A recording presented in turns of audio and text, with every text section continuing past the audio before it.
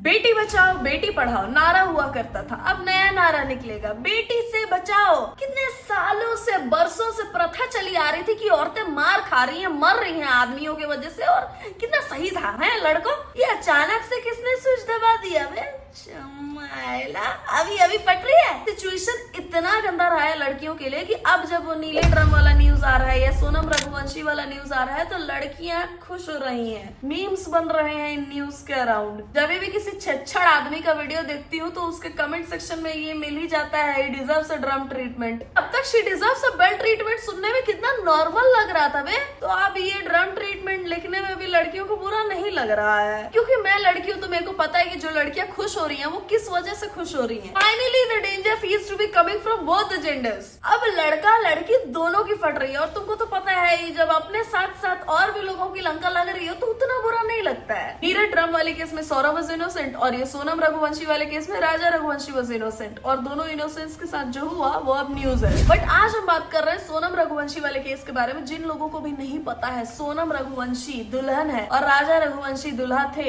इन दोनों की आपस में शादी हुई थी 11 मई को। शादी के ठीक 9 दिन बाद सोनम रघुवंशी और राजा रघुवंशी हनीमून मनाने मेघालय चले गए। मेघालय पहुंचने के बाद दूसरे तीसरे दिन ही राजा रघुवंशी की बॉडी एक खाई में मिली और सोनम रघुवंशी गायब थी। तुरंत जब किसी की शादी हुई रहती है तो सबका ध्यान उनकी तरफ ही रहता है। तो ये न्यूज जब आई पूरे इंडिया में गर्मा गर्मी में चल रही थी, सबको पता चल रहा था कि एक न्यूलीवेड कपल है जिसमें से एक लड़का जो था वो शादी के 9वें-10वें दिन ही मर गया और लड़की जो है वो गायब है। सबने ऐसा अज्यूम कर लिया था कि Sonam Raghuvanshi probably is dead too. लेकिन फैमिली तो ऑब्वियसली फिक्र करेगी ही, तो उन लोगों ने हर जगह इन्फॉर्म कर दिया था पुलिस स्टेशन में कि सोनम रघुवंशी गायब है और उनको जल्दी से जल्दी ढूंढा जाए। जहाँ कुछ लोग ऐसा अज्यूम कर रहे थे कि Sonam Raghuvanshi might be too, वहीं कुछ लोग ऐसा होप भी कर रहे थे कि काश सोनम रघुवंशी वापस मिल जाए। And guess what, Sonam Raghuvanshi को हर जगह ढूंढा जा रहा था और वो मिल नहीं रही थी। लेकिन राजा रघुवंशी के मर्डर के 17-18 दिन बाद सोनम रघुवंशी गाजीपुर के एक ढाबे पे बैठी हुई मिलती है। ढाबे वाले का कहना है कि सोनम को देख के ही लग रहा था कि वो बहुत ज्यादा परेशान, थकी हुई, टायर्ड, टेंस है, और इसीलिए उन्होंने उसको पानी वानी ऑफर करा। और फिर सोनम ने खुद ही ढाबे वाले से फोन मांगा और बोला कि मुझे कहीं कॉल करना है, क्या मैं कर सकती हूँ? और उसने अपने भाई को वीडियो कॉल करा। सोनम रघुवंशी का भाई जो कि अभी मेघालय में था और वो उनको ढूंढने की कोशिश कर रहा था, परेशान था। उसको जैसे ही सोनम का कॉल मिलता है वो कहता है ढाबे वाले को कि उसको वहीं पे बैठा के रखो। तब तक ढाबे वाला समझ गया रहता है कि ये सोनम वही सोनम है जिसके बारे में हम सब न्यूज सुन रहे हैं। वो पुलिस स्टेशन में इन्फॉर्म कर देता है कि सोनम रघुवंशी उसके ढाबे पे बैठी हुई है, तो पुलिस वहाँ पहुंचती है। जब तक गाजीपुर पुलिस सोनम रघुवंशी को अपने कस्टडी में लेती है, तब तक मेघालय पुलिस उनको इन्फॉर्म करती है कि वो ये सारा केस डिकोड भी कर चुके हैं, और क्योंकि ये मर्डर उनके स्टेट में हुआ था तो ये केस भी उन्हीं का हुआ। मेघालय पुलिस का कहना है कि राजा रघुवंशी के मर्डर में सोनम रघुवंशी के साथ 3 और लोग इन्वॉल्व्ड हैं और उन तीनों को पहले ही पकड़ा जा चुका है। मेघालय पुलिस का कहना है कि इन 3 लोगों को सोनम रघुवंशी ने ही सुपारी दी थी राजा रघुवंशी को मारने के लिए। गाइस, जैसा कि मैंने पहले भी बताया कि सोनम रघुवंशी और राजा रघुवंशी शादी के ठीक 9 दिन बाद ही हनीमून मनाने मेघालय चले गए थे। और जैसा कि तुम लोगों को पता होगा, इंडियन फैमिलीज में बहुत वियर्ड है ये इतना जल्दी हनीमून मनाना। तो वैसा ही कुछ हुआ था। राजा रघुवंशी की फैमिली बिल्कुल मना कर रही थी कि नहीं, इतनी जल्दी क्या जरूरत है हनीमून मनाने की, और सोनम रघुवंशी की फैमिली भी अगेंस्ट थी कि क्या मतलब बनता है। लेकिन सोनम रघुवंशी ने अचानक से एक दिन मेघालय के टिकट्स कर दिए थे और राजा रघुवंशी को भेज के बोला कि अब तो टिकट्स हो गए, अब तो तुमको चलना पड़ेगा। जिस वजह से सबने सोचा कि अब पैसे क्यों बर्बाद करना, और जब टिकट्स हो गए तो ठीक है चले जाते हैं। राजा रघुवंशी के जो चाइल्डहुड फ्रेंड है उन्होंने भी एक न्यूज चैनल को बताया कि कैसे राजा रघुवंशी की ये शादी करने की ही इच्छा नहीं थी। राजा और सोनम की एंगेजमेंट फरवरी में ही हो चुकी थी और फैमिलीज ने ऐसा डिसाइड किया था कि इन लोग की शादी मई में करेंगे। शादी से 1 मंथ पहले बातचीत होती थी, तो मुझे काफी बार राजा ने बताया कि सोनम मुझसे बात नहीं कर रही है, रूडली बिहेवियर कर रही है। मैं 10-10 बार कॉल कर रहा हूँ तो भी मेरे कॉल अटेंड नहीं कर रही है। मतलब 9 बजे कॉल करेगा तो 12 बजे रिटर्न कॉल आएगा। और बताती थी कि मैं बिजनेस में बिजी हूँ, ये हूँ वो हूँ, बहुत एक्सक्यूजेस देती थी। ये बात मुझे राजा ने बताई थी।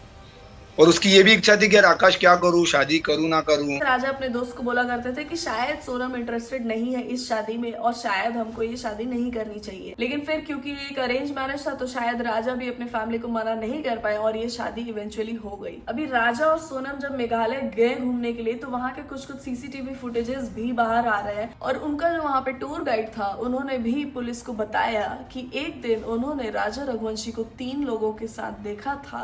राजा रघुवंशी उन तीनों के साथ आगे आगे चल रहे थे और सोनम रघुवंशी बिल्कुल धीरे धीरे उन तीनों के पीछे चल रही थी। गाइड ने पुलिस को बताया कि क्योंकि उनको हिंदी समझ में नहीं आती है, उनको समझ में नहीं आया कि वो 3 लड़के राजा रघुवंशी से क्या बातें कर रहे थे। जैसे ही राजा रघुवंशी को उन 3 लड़कों के साथ स्पॉट किया गया था उसके ठीक 1 या 2 दिन बाद ही राजा रघुवंशी की बॉडी एक खाई में मिली। 20 मई को ही सोनम और राजा अपना हनीमून मनाने के लिए मेघालय पहुंचे थे और 23 मई को ही राजा रघुवंशी की बॉडी खाई में मिली। 23 मई के बाद से ही सोनम रघुवंशी गायब थी और अभी 17-18 दिन बाद अभी 1-2 दिन पहले ही वो गाजीपुर यूपी में मिली। ये मैं देख रही हूँ सारा इंपॉर्टेंट न्यूज घूम फिर के यूपी कैसे चला जाता है पता नहीं। चट मंगनी पट ब्याह एक नारा हुआ करता था, अब चलेगा चट मंगनी पट मौत। मतलब शादी के बाद इतने कम दिन में ही किसी के साथ ऐसा हो सकता है। इस केस में मेघालय पुलिस ये कह रही है, स्पेक्यूलेट कर रही है कि सोनम रघुवंशी के पापा का एक प्लाईवुड का बिजनेस है, फैमिली बिजनेस है, जिसमें सोनम रघुवंशी खुद भी एचआर बन के ज्वाइन कर लेती है और वहीं पे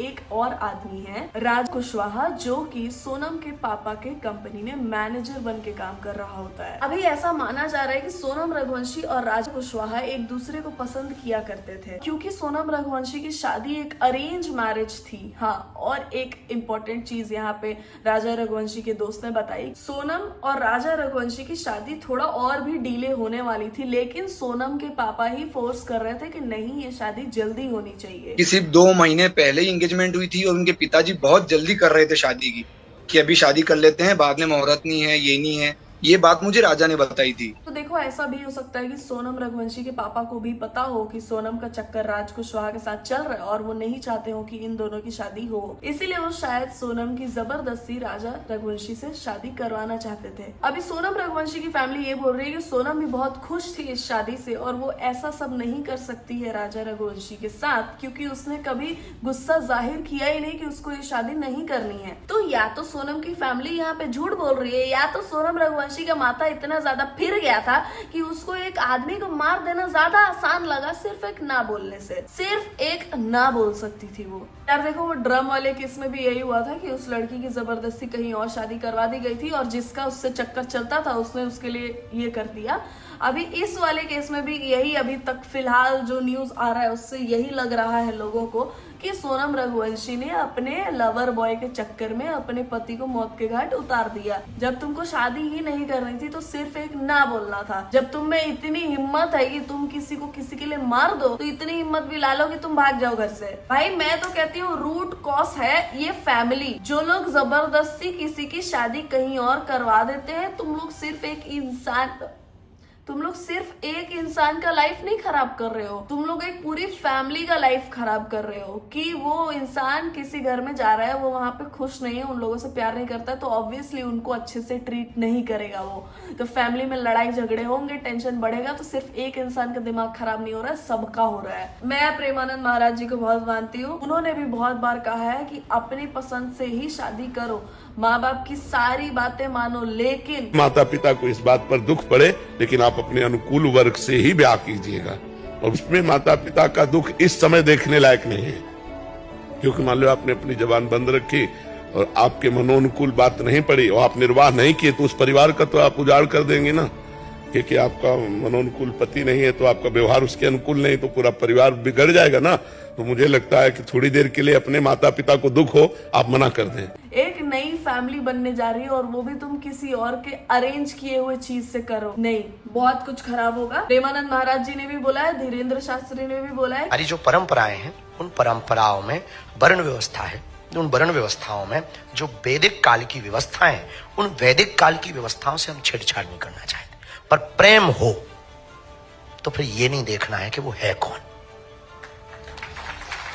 प्रेम में जातियों की परंपरा खत्म हो जाता। जहां प्रेम होता ना वहां न नेम होता है न टेम होता है। मैंने अब तक तो शादी के अगेंस्ट ही बोला है, लेकिन अगर कर रहे हो तो अपने मन पसंद से ही करो। मैं तो यही बोलूंगी, जबरदस्ती किसी नए इंसान से करने की जरूरत नहीं है। जबरदस्ती इसलिए मत कर लो शादी की हाँ घर वाले खुश रहेंगे और तुम्हारा भी मन ना हो, क्या पता जैसे राजा रघुवंशी का मन नहीं था। तुमको शक होता है, डाउट होता है, मत रहो, मत करो शादी। घर वालों को समझाओ कि शादी ही नहीं करूंगा इससे अच्छा, नहीं तो अगर कोई पसंद है तो उससे कर लो बस। एक तो इतने साल गुजार लो लोगों के साथ, तभी भी तुमको नहीं पता कि कौन क्या कर देगा तुम्हारे साथ। यहाँ एक ऑल टोटल नए आदमी के साथ जबरदस्ती घुसेड़ देते हैं घर वाले। नहीं, I am totally against it. मैं मानती हूँ बहुत सारे अरेंज मैरिजेस भी सक्सेसफुल रहे हैं, लेकिन जब भी ऐसे डाउट्स क्रिएट हो ना कि तुमको शक हो सामने वाले पे, मत करो, पीछे हट जाओ। एंड यस, लेट्स सी कि इस केस पे और भी क्या रिपोर्ट्स आते हैं, आएंगे तो I will keep you guys updated. For now if you are new to the channel please subscribe to it. If you like watching the video, please like the video. If you have got any more additional information, write it down in the comments and I'll see you soon in the next video guys. तब तक ख्याल रखें आप सब अपना।